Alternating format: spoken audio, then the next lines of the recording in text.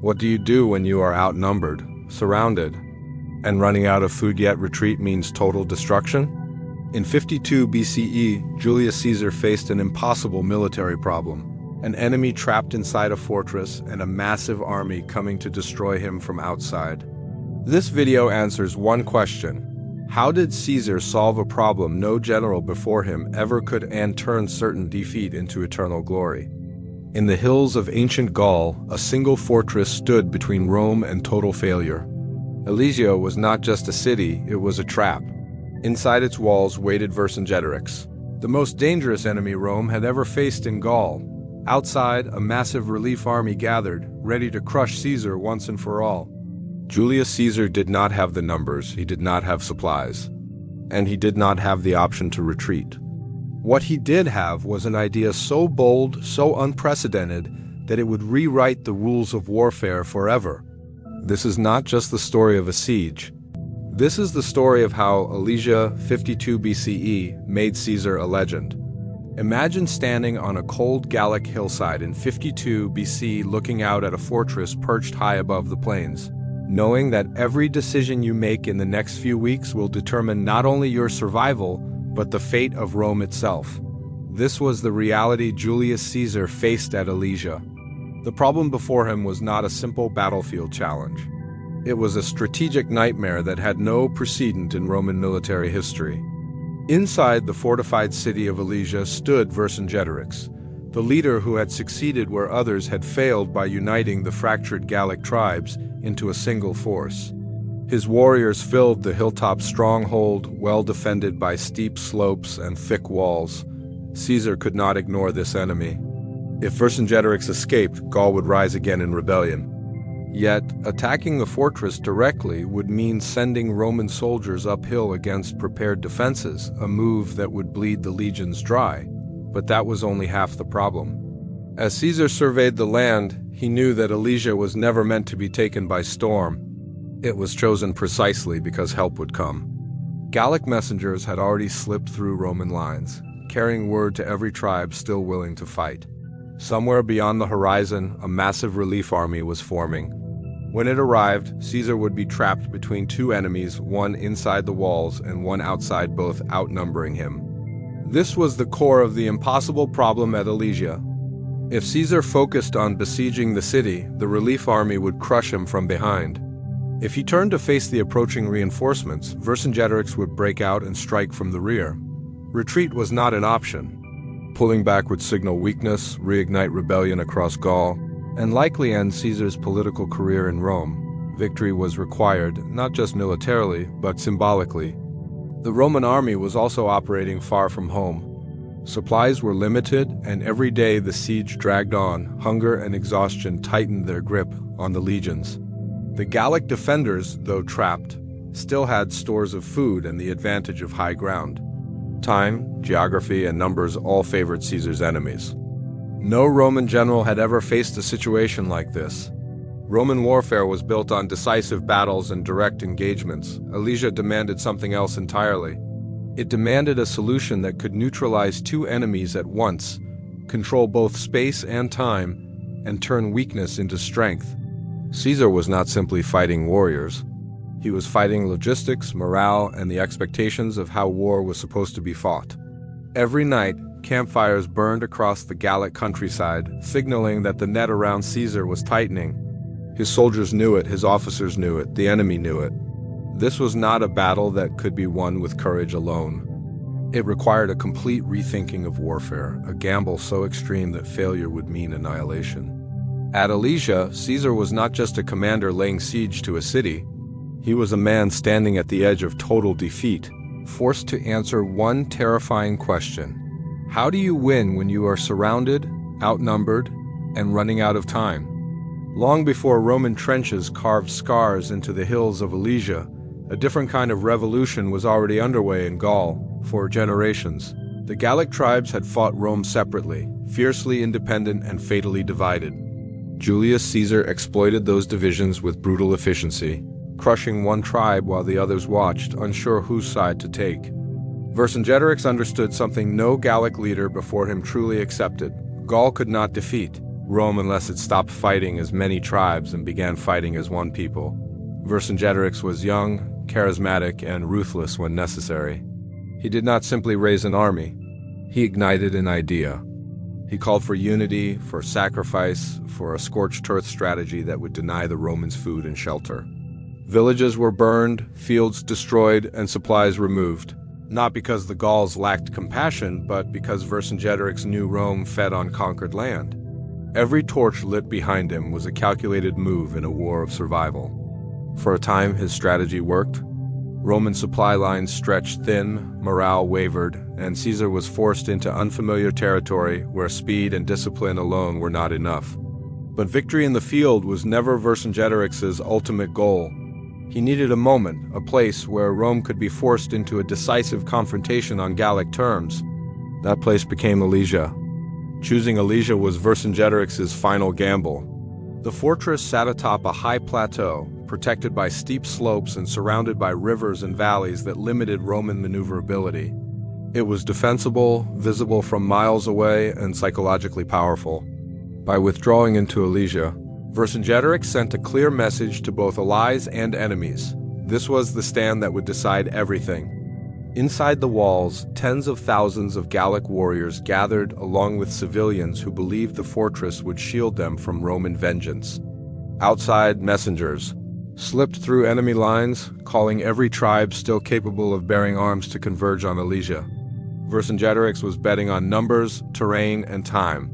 He believed Caesar would be forced into an attack he could not afford or be crushed between two Gallic forces when reinforcements arrived. This decision, however, carried enormous risk. By locking himself inside Alesia, Vercingetorix surrendered mobility, the very thing that had allowed him to harass and weaken the Romans. Food supplies became a silent enemy, ticking away with each passing day. The presence of civilians added pressure, turning military calculations into moral dilemmas. Yet Vercingetorix accepted these risks because he believed Caesar had no answer to them. From within the fortress, Gallic morale burned hot with hope. They could see Roman camps below, exposed and vulnerable. They believed the land itself was on their side. For the first time in years, Rome looked uncertain. The Gauls were no longer reacting to Roman moves. They were dictating the battlefield. Vercingetorix's gamble was not born of desperation alone. It was born of confidence that unity, sacrifice, and geography could overcome Roman discipline. He was betting that Caesar, brilliant as he was, could not solve a problem that defied traditional warfare. As drums echoed across the hills and smoke from distant camps signaled the approach of the relief army, the Gallic leader waited, convinced that Alesia would become the place where Rome finally learned it could bleed, starve, and break just like any other empire. When Julius Caesar realized that Alesia could not be taken by assault and could not be abandoned without disaster, he made a decision that stunned both his enemies and his own officers.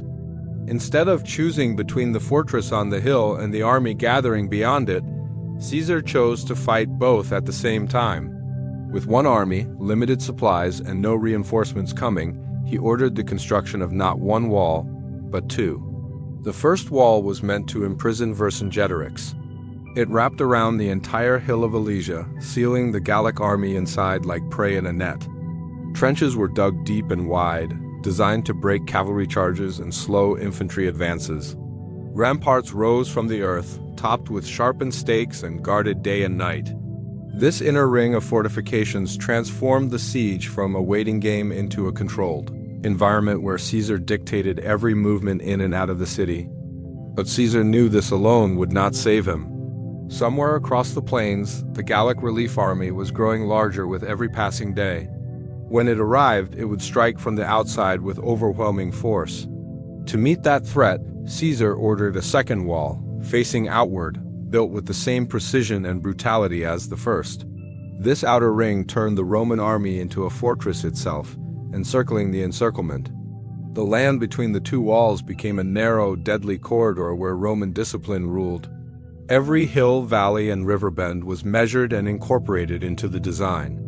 The fortifications were not static defenses, they were weapons. Hidden pits lined with sharpened stakes lay concealed beneath the soil. Traps waited for advancing enemies who believed they were charging into open ground. What looked like earthworks were, in reality, layers of calculated violence. This decision pushed Roman engineering to its limits. Soldiers who were trained to fight now became builders under constant threat. They worked in shifts, digging by hand, carrying timber, and shaping the battlefield itself while Gallic archers harassed them from the heights. Morale was tested as much as muscle. Every shovel of dirt thrown up was an act of defiance against the numbers gathering beyond the horizon. The genius of the double wall was psychological as much as tactical. Vercingetorix watched from Alesia as Roman lines grew stronger instead of weaker. The longer the siege lasted, the more impossible escape became. Outside, the approaching Gallic reinforcements faced a sight they did not expect: a Roman army that was not retreating. Not scattered, but fortified and prepared to absorb their full assault. Caesar had transformed his greatest weakness into his greatest strength. Outnumbered forces usually sought open ground or a quick decision. Caesar created a battlefield where numbers mattered less than control. He forced both Gallic armies to fight on Roman terms at Roman pace against Roman preparation. This was not warfare as Gaul understood it. It was not even warfare as Rome had practiced it before. Two walls facing two enemies built by one exhausted army represented a level of audacity that bordered on madness. Yet within those walls lay order, supply lines, command structure, and unbreakable discipline. At Alesia, Caesar was no longer merely besieging a city. He was redesigning the very nature of the battlefield, enclosing chaos within geometry, and daring both enemies to test the strength of Roman resolve against earth, timber, iron, and an idea no one had ever attempted before at Alesia. The true weapon of the Roman army was not the sword, the spear, or the shield. It was the shovel. Julius Caesar understood that raw courage and direct assaults would only lead to disaster against a fortified hill and two enemy armies. What would decide this siege was not how fiercely Rome could fight, but how intelligently it could build, supply, and endure. Roman engineering was the silent engine behind Caesar's plan. Trenches were carved with mathematical precision, deep enough to break momentum and wide enough to swallow charging warriors. Layers of earth were raised into ramparts that gave Roman defenders height and cover. Timber from surrounding forests was stripped, shaped, and driven into the ground as sharpened stakes, turning open land into lethal obstacles. Every structure had a purpose, every measurement a reason. This was not improvised labor. Roman soldiers were trained to build as efficiently as they fought. They knew how to construct roads, bridges, camps, and fortifications under pressure. At Alesia, those skills were pushed to their absolute limit. The army had to work quickly, knowing that the Gallic relief force could appear at any moment. Every delay increased the risk of annihilation. Logistics became a battlefield of its own. Caesar organized supply lines with ruthless discipline, ensuring that food, water, and materials reached the right places at the right time. Guards protected storage areas as fiercely as they protected the walls themselves. Starving army could not hold its ground, no matter how strong the fortifications were. Caesar's ability to keep his men fed and organized while denying those same necessities to the enemy was central to the Roman advantage. Inside Alesia, the effects of this strategy slowly tightened like a vice. Vercingetorix's warriors could see Roman camps expanding, their defenses growing stronger with each passing day.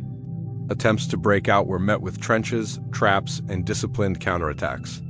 The Romans did not need to chase their enemies. They let the terrain do the work for them.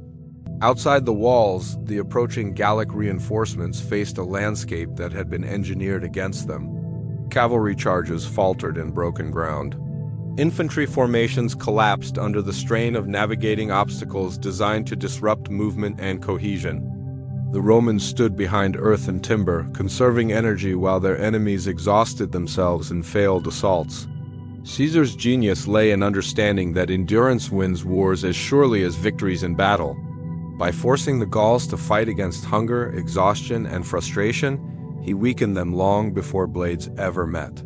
Every day the siege continued, Roman control increased while Gallic options shrank. Engineering also shaped morale. Roman soldiers took confidence in the walls they built with their own hands.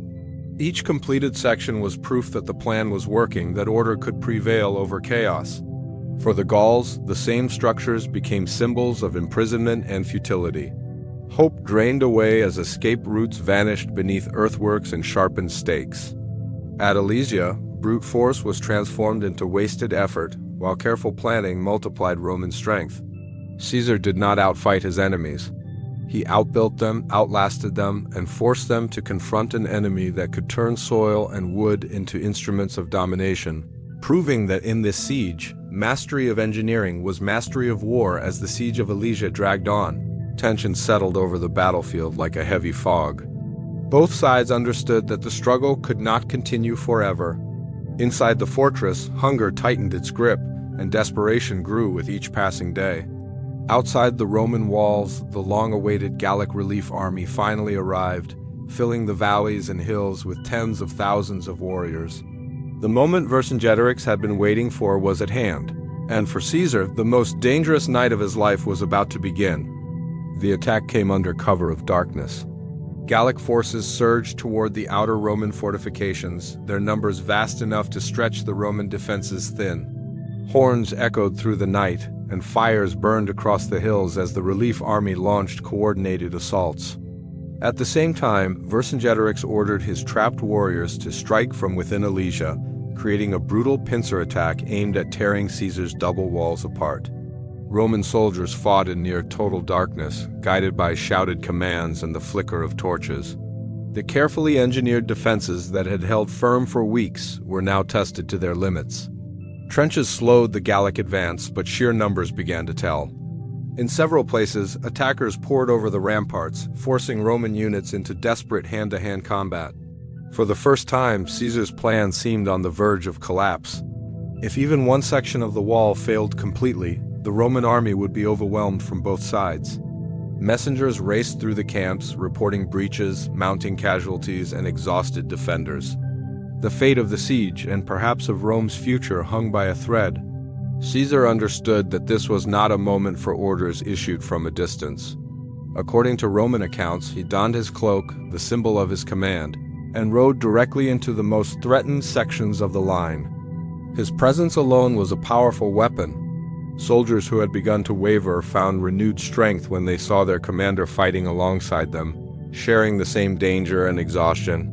Reinforcements were rushed to critical points, and reserves that Caesar had held back for precisely this moment were thrown into the fray.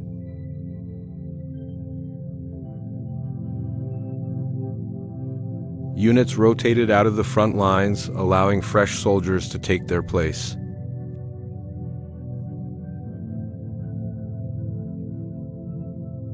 Outside the walls, Gallic coordination faltered. Attacks that relied on timing and momentum lost their edge as Roman defenses held just long enough to disrupt the assault. Inside Alesia, Vercingetorix's forces fought with desperation, but the narrow spaces and Romang obstacles limited their ability to exploit any gains. As dawn approached, the battlefield revealed the cost of the night's fighting. Bodies lay tangled in trenches and at the base of ramparts. The Roman lines, battered but unbroken, still stood. The relief army, having failed to shatter the defenses, began to lose cohesion and confidence. What had been the Gauls' greatest chance to destroy Caesar had turned into a test they could not pass. That night at Alesia was the closest Rome came to defeat. Caesar's gamble had nearly failed, and only discipline, leadership, and the ability to act decisively under pressure prevented disaster. In the aftermath, the balance of the siege shifted permanently. As the Gauls realized that even their greatest effort, launched in darkness,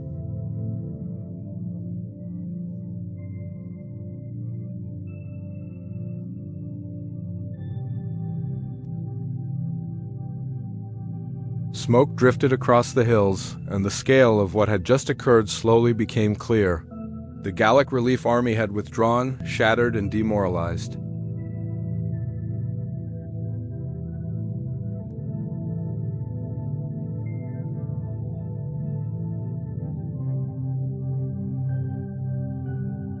Vercingetorix made a decision that echoed across history.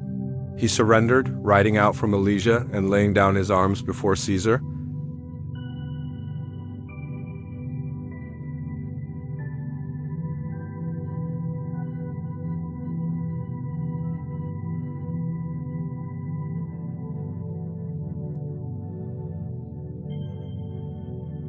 For Julius Caesar, Alesia was more than a military victory.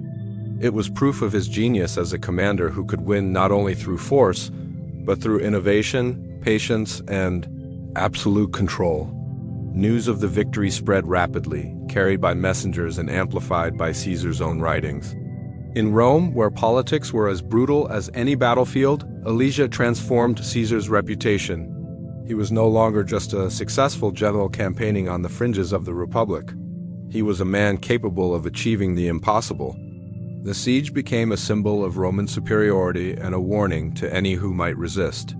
The image of an army building walls around an entire city, then defending itself against overwhelming odds, captured the imagination of both allies and enemies.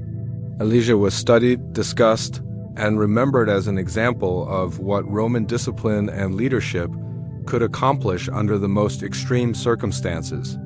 For Caesar's soldiers, the victory forged unbreakable loyalty. They had followed him into a situation that defied every rule of warfare and emerged victorious. Their shared hardship and triumph bound them to their commander in ways that went beyond duty. These legions would later stand by Caesar during the political storms that awaited him, confident in his ability to lead them through any crisis. The impact of Alesia extended far beyond Gaul. It shifted the balance of power within the Roman Republic itself. Caesar returned with prestige, wealth, and a veteran army devoted to him personally. His rivals could no longer dismiss him as a distant provincial commander. They now faced a man whose name was synonymous with victory against impossible odds. Alesia also shaped how history would remember Caesar.